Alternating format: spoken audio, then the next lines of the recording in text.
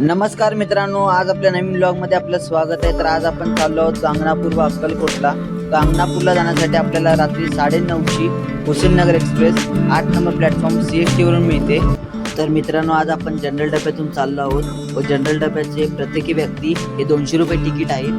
तर पाहू शकता की जनरल डब्यात सुद्धा एवढी गर्दी नाही आहे, कारण ह्या लाईनीला खूप ट्रेन अवेलेबल आहेत, त्याच्यामुळे इकडे गर्दी कमी आहे.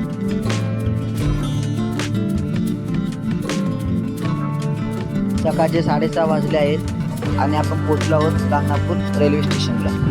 इथून 5 मिनिटांच्या अंतरावरती हा बस डेपो आहे. इथून आपण दत्त मंदिरकडे जाऊ शकतो व दत्त मंदिरात जाण्यासाठी आपल्याला इथून 30 रुपये तिकीट काढून जावे लागेल. त्याचप्रमाणे इथून रिक्षाही सुद्धा जातात, पण रिक्षाचं 60 रुपये तिकीट आहे.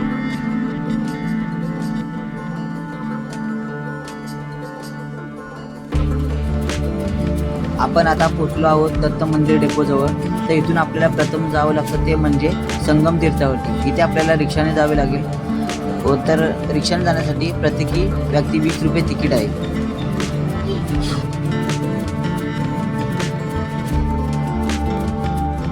तिथे भीमा आणि अमरजा या 2 नद्यांचा संगम होतो आणि हे अत्यंत पवित्र तीर्थक्षेत्र मानले जाते. तर हे संगमचं मुख्य निर्गुण मठापासून अंदाजे 2 ते 3 किलोमीटर या अंतरावर आहे. तर ह्याची धार्मिक महत्त्व म्हणजे या पवित्र स्थानी भगवान श्री नरसिंह सरस्वती हे नित्य स्नान करत असत आणि अनेक भाविक इथे संगमावर स्नान करणे म्हणजे पुण्यकारक मानतात. आणि ह्या संगमाला एक असं म्हणतात की त्रिवेणी संगमी असे म्हटले जाते.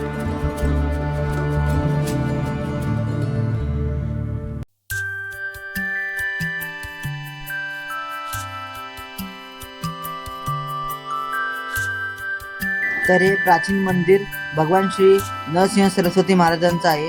तुम्ही पाहू शकता की हे मंदिर कशा प्रकारे बनवलेलं आहे व कशा प्रकारे त्याची कलाकृती आहे.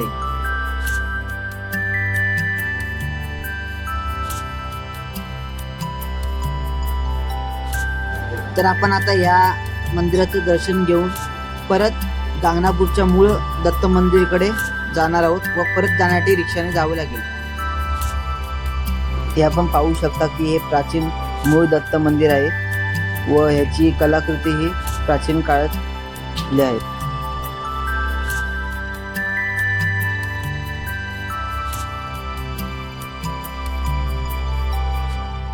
तर इथे दुपारी 12 वाजता श्री गुरुदेव दत्तांची आरती होते व या पवित्र स्थानी ज्यांच्या अंगामध्ये काही वाईट शक्ती असेल तर ती वाईट शक्ती शरीरातून निघून जाते.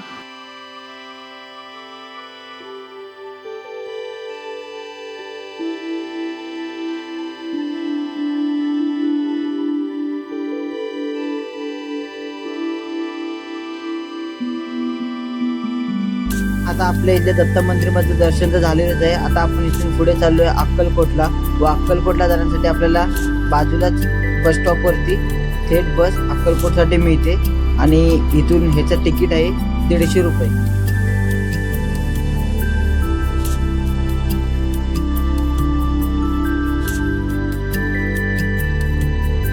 आपण आता पोहोचलो आहोत अक्कलकोट डेपोला.